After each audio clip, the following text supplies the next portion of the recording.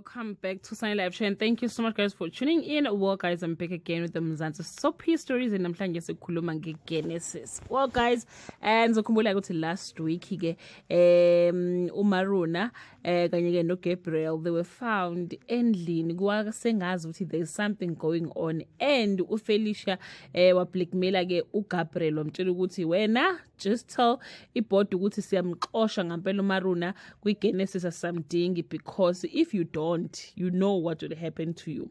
So kuleli viki guys eliqalayo iyo uMaruna uthi yazini after bemxoshila phana eGenesis wathi uzokwenza tell it all interview la azotshela khona umhlaba wonke ukuthi kwenzekani nama one night stand akhona laphana ngaphakathi. Watshela ke uFelicia ukuthi I'm going to do that. uFelicia athi go forward, do it girl.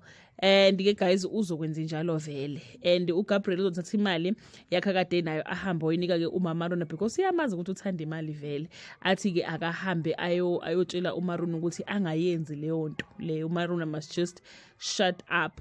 But ke guys Maruna angazuthi impela kuleli viki show tell it all ukuthi kwenzekani.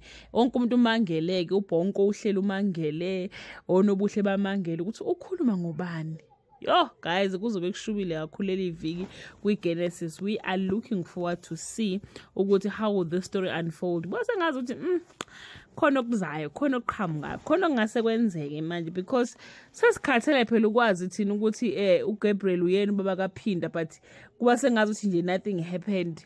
Guys, no, time isikhathi sokuthi ke akhuluma amaqiniso akhe ke uMaruna. Unfortunately guys, into ebhlungu ukuthi ke uphila kasekho, and it will be difficult ukuthi ke approve ukuthi ngampela uGabriel ubaba kaPhila, because akasekho uphila, unless there's something ekhona mhlawumbe kwi-certificate ukuthi ke uzalo uyena, or she can prove ukuthi bekamfakela imali njalo, so that kuzobonakala ukuthi ngampela equal into edimbrebhela yona. We are looking forward guys to see how the storyline will unfold. Esinye storyline engisicabangayo lana ile storyline sika Bishop kanye ke no Ishmael. Ngiyasola guys ukuthi ke uBishop ubaba kaIshmael. But yeah, guys, we'll see. We're just waiting to see nje ukuthi kuzokwenzekalani ke kule story, njengoba lokho seyiveza, lokho shintsha lokho siveza izinto esifezi interesting yabo.